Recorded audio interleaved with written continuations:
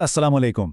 आज हम एक ऐसी गाड़ी पर बात करेंगे जो अक्सर लोगों की नज़रों से ओझल रहती है, लेकिन जो लोग ड्राइविंग के असल शौकीन हैं ना, उनके लिए ये एक मॉडर्न क्लासिक से कम नहीं। जी हाँ, हम बात कर रहे हैं BMW E81 की। अच्छा, कभी सोचा है कि वो कौन सा खुफिया फॉर्मूला है जो किसी आम गाड़ी को एक फ्यूचर क्लासिक बना देता है? क्या ये सिर्फ उसकी रफ्तार है, या उसका डिजाइन, या शायद ये बात कि वो कितनी नायाब है? चलें, इसी सवाल के साथ इस गाड़ी की कहानी को समझते हैं। तो ये BMW E81 है क्या चीज़? सीधे लफ्ज़ों में ये BMW की 1 सीरीज़ की पहली जनरेशन का 3 डोर हैचबैक वर्जन है। ये 2007 से 2012 तक प्रोडक्शन में रही। अब सुनने में तो ये काफ़ी सीधी सी बात लगती है ना, लेकिन इसकी असल कहानी तो अब शुरू होती है। तो फिर इस गाड़ी को अक्सर ड्राइवर की पसंद यानी रियल ड्राइवर्स कार क्यों कहते हैं? इसकी वजह एक बहुत ही खास और सच पूछें तो बहुत सादा सा फॉर्मूला है जिस पर BMW ने इसे तैयार किया था। यही वो फॉर्मूला है जो इस गाड़ी की जान है। देखें, एक छोटी सी 3 डोर हैचबैक बॉडी, इंजन आगे, और सबसे अहम चीज, पावर पिछले पहियों को मिल रही है, यानी रियर व्हील ड्राइव। बस यही वो कॉम्बिनेशन है जो ड्राइविंग के दीवानों के लिए इसे इतना खास बनाता है। यह है खालिस अनफिल्टर्ड ड्राइविंग का मजा। अब किसी भी अच्छी परफॉर्मेंस कार का दिल तो उसका इंजन ही होता है ना? और E81 के मामले में BMW ने ऑप्शंस की कोई कमी नहीं छोड़ी थी। तो चलें देखते हैं कि इस धकते दिल के अंदर क्या क्या छुपा था। यहाँ नज़र डालें। पेट्रोल और डीजल दोनों में काफ़ी ऑप्शंस थे।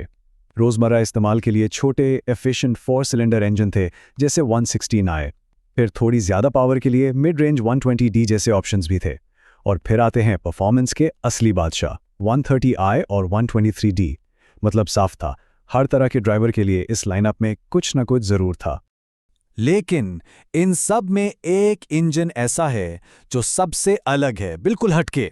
एक ऐसा इंजन जो इस छोटी सी गाड़ी को एक असली पॉकेट रॉकेट में बदल देता है। जी, हम बात कर रहे हैं 13i की। इसमें लगा था एक 3.0 लीटर का ऑनलाइन 6 इंजन, और ख़ास बात यह थी कि यह नेचुरली एस्पिरेटेड था, यानी कोई टर्बो नहीं, कोई लैग नहीं, बस खालिस पावर। ये इंजन तकरीबन 265 हॉर्स पावर निकालता था। जरा सोचें, इतनी पावर एक छोटी सी हैचबैक में, जबरदस्त। और इस सारी पावर का नतीजा क्या था? 0 से 100 किलोमीटर फी घंटा की रफ्तार सिर्फ 6 सेकंड में। वाकई कमाल की परफॉर्मेंस थी। तो बात की तह में क्या है? एक छोटी हल्की फुल्की हैचबैक और उसमें एक बड़ा ताकतवर इंजन। बस यही वो जादुई रेसिपी है जिसकी वजह से BMW के फैंस आज तक 130i के गुण गाते हैं। अच्छा, इंजन की बात तो हो गई। अब जरा इसके डिज़ाइन पर भी नज़र डालते हैं और ये देखते हैं कि इसकी शक्ल सूरत इसकी ड्राइविंग को मज़ेदार बनाने में क्या किरदार अदा करती थी। तो E81 और उसकी 5 डोर बहन E87 में क्या फ़र्क था? देखने में सबसे बड़ा फ़र्क ये था कि E81 का साइड प्रोफाइल कहीं ज़्यादा स्पोर्टी लगता था। उसके लंबे फ्रेमलेस दरवाजे उसे एक कूपे जैसी फील देते थे।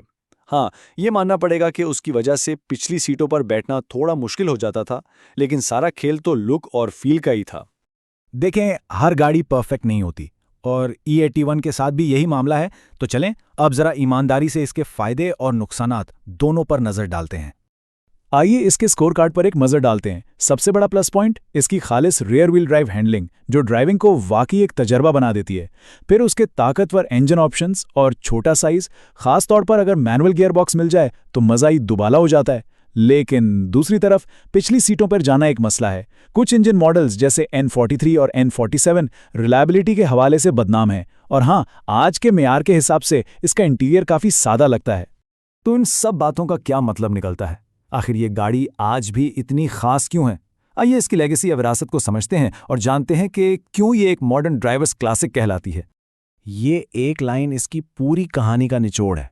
ये उन चंद आखिरी छोटी रियर व्हील ड्राइव हैचबैक्स में से एक है, और ये बात बहुत अहम है। आजकल की दुनिया में ऐसी गाड़ियां अब नहीं बनती। लागत और जगह बचाने के चक्कर में तकरीबन सभी कंपनियां फ्रंट व्हील ड्राइव पर चली गई हैं, और यही चीज़ E81 के ड्राइविंग तजुर्बे को आज और भी ज़्यादा कीमती और ख़ास बना देती है। तो सवाल ये है कि आज भी लोग इसे क्यों ढूंढते हैं? पहली वजह तो ये है कि एक स्पोर्टी BMW खरीदने का ये एक निस्बतन सस्ता तरीका है। दूसरी बात, इसका 3 डोर वर्जन 5 डोर के मुकाबले में बहुत कम मिलता है, यानी ये नायाब है। और सबसे बड़ी बात, ये इस खालिस ड्राइविंग फॉर्मूले की याद दिलाती है जो अब नई गाड़ियों से तकरीबन ख़त्म ही हो गया है। तो आखिर में हम उसी सवाल पर वापस आते हैं क्या ये एक पुरजोश ड्राइवर के लिए बेहतरीन और सस्ती गाड़ी हो सकती है? हाँ, इसमें कुछ खामियां जरूर हैं, लेकिन इसका मुनफरिद किरदार, इसकी रेयर व्हील ड्राइव की मस्ती और ये हकीकत कि ऐसी गाड़ियां अब नहीं बनती, ये सब मिलकर इसे एक बहुत मजबूत उम्मीदवार बनाते हैं। ये एक सोचने वाली बात है।